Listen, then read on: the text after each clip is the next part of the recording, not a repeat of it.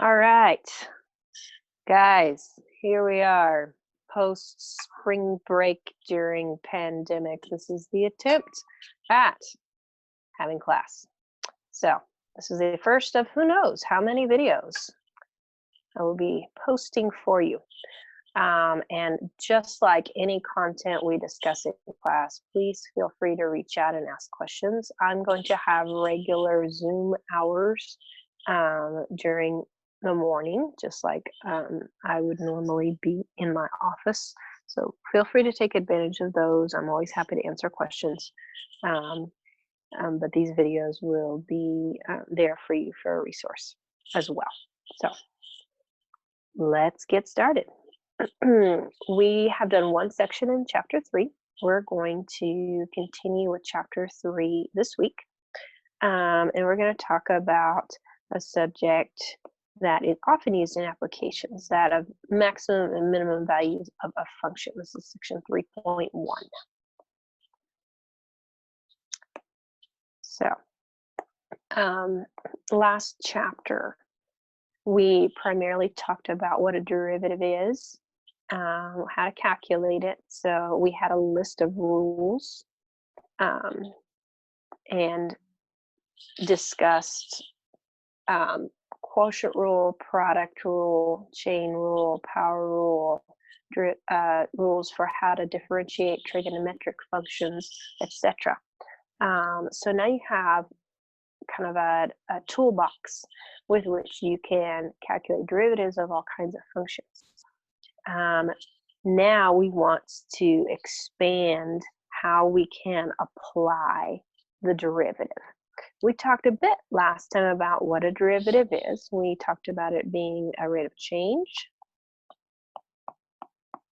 And we talked about it being the slope of the line tangent to the graph. Slope of the tangent line. In sections 2.7, 2.8, we talked about related rates and also how to use derivative in context. We are going to talk about another big application of the derivative in this chapter. And that is, again, what I mentioned, finding the highest or lowest points on a graph.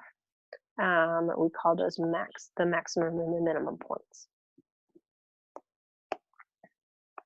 So let's start with a definition, maybe. If I'm wanting to talk in calculus language about highest and lowest points, then I'm going to use the term global extreme values. I might also call these absolute extreme values. Absolute extreme values. Those are interchangeable terms. And if I let m be a number, and by a number in the domain of the function f, I am saying that m is an x value. This is an x value. And f of m, that would be the y value that the function takes when x is equal to m. That particular y value I would call an absolute maximum for f. If that y value, f of m, is greater than or equal to the function value f of x for all x in the domain. So if this is the largest y value for all other y values present, then we would consider this a global maximum. And similarly, then we would call f of m a global or absolute minimum of f on the domain if that y value associated with x value m, f of m, is less than or equal to all other y values in the domain. And just generally, if I want to refer to both maxima and minima, I could call them global extreme values instead of global max or min. That is the generic term for all of those. So the definition, let's picture what we are talking about here. And let me erase that. There we go. Okay. Look at this graph. This graph is defined on the interval from A to B. A here, or A to E here, excuse me. So we would call that its domain. And we would say that in this particular case, this point here, this is the point A, f of A, and we would call f of A the global or absolute maximum. So f of A, we would call it here the global maximum,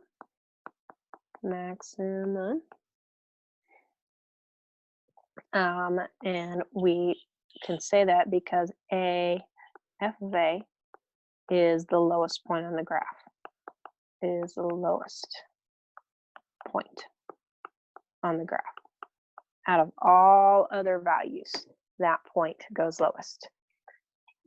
And very similarly, if I want to find the maximum value here, I can note that this point here, this is the point D, f of D, is the highest point on the graph, is highest point on the graph, highest point. So we would say that f of D is the global maximum. Oops, I mixed those up, didn't I? Global maximum, which would actually make f of A the global minimum.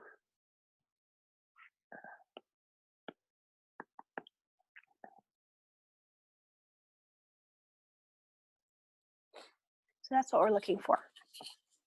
Highest points and lowest points on the graph. Okay. Excuse me.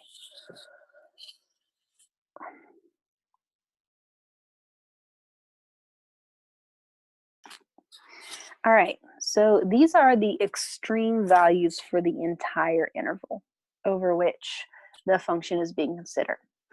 You might notice that there are other high points, such as this one, other low points, such as this one. And they might have some interest to us. I would call this point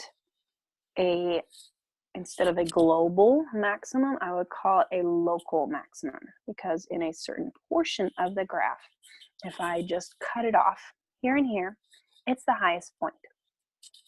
And similarly, I would call this a local minimum, because in a certain portion of the graph, if I cut it off here and here, that's the lowest point on that portion of the graph. So let's define what a local max and min are, or what local extremes are. We say that the number f of m, it is a local or relative maximum. That's relative is another name for it. If f of m, that y value associated with x is equal to m, is larger than or greater than all other y values when x is near m. So this is in a certain portion of the graph close to this m value. And similarly, the local or relative minimum value of f occurs if f of m, this is the y value associated with f of m, or excuse me, the y value associated with m is less than or equal to all other y values around it. Not necessarily all y values for the entire graph, but just for y values near, or for points near the x value m, excuse me. And we could call both the maxima and the minima, we call them local or relative extreme values, just like we can call the maxima and the minima, the absolute ones, we could call them absolute extrema.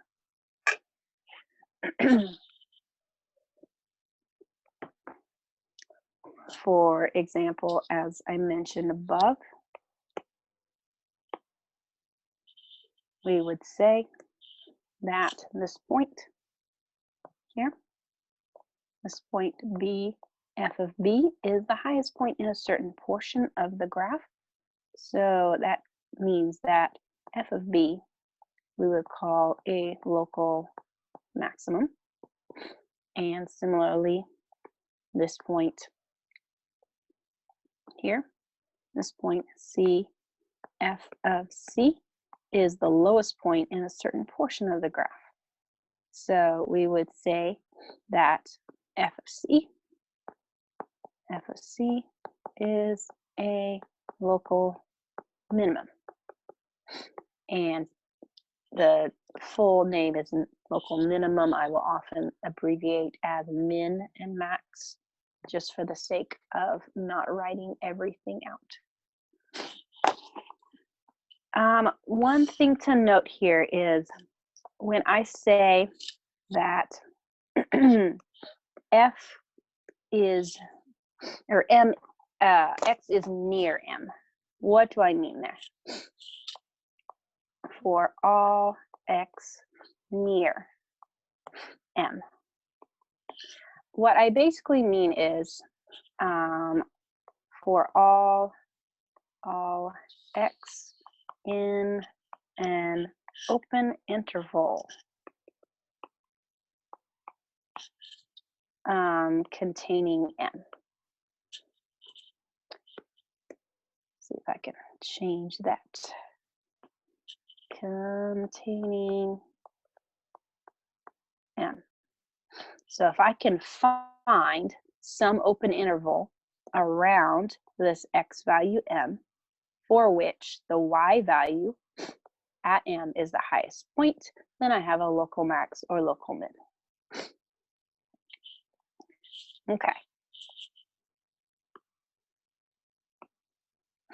Now, I know this is a lot of definitions in one setting. But before we do much work, we need to get a bunch of definitions down. It turns out that under certain conditions, a function actually has to have a global extrema or global extreme value. In fact, both global maximum and a global minimum. There is a theorem called the extreme value theorem that highlights these conditions. We say that if f is, remember I said that continuity is important and we'd mention it in the future. This is one of the times when I'm going to mention it. If f is continuous, if it's defined on a closed interval, that's two conditions. So closed meaning the endpoints are included. If those two things occur, then that function f, it attains an absolute maximum value and an absolute minimum value at some numbers in this interval. What exactly is this saying? Let's maybe kind of picture what's going on here. Let's see, if I have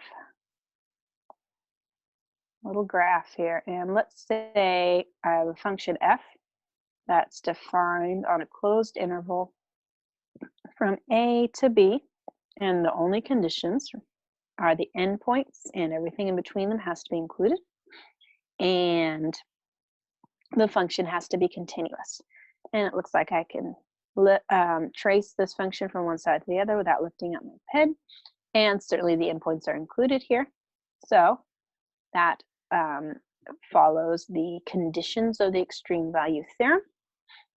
And we can see here that this point here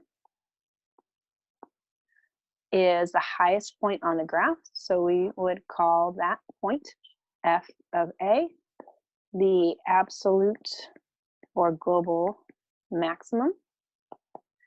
And we would call this point here f of b the absolute minimum.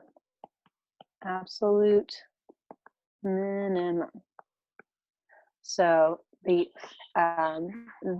graph of the function attains both of those if the hypotheses of this theorem are followed. I could draw another graph similar to this one.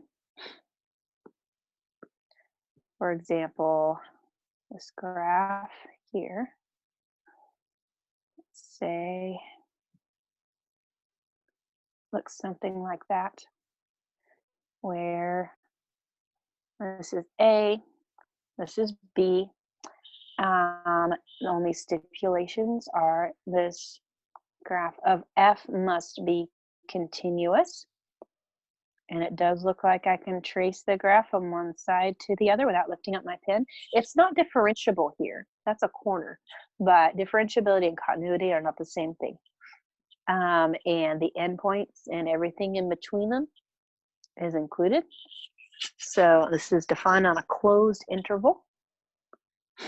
So I can tell that here,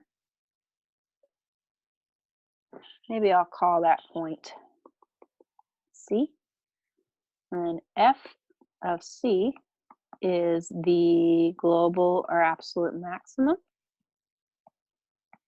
And this point here, the y value associated with that, f of b, is the global minimum. Global minimum. All right, this video is pushing 15 minutes, so I'm going to stop it and start a new one for the next little portion.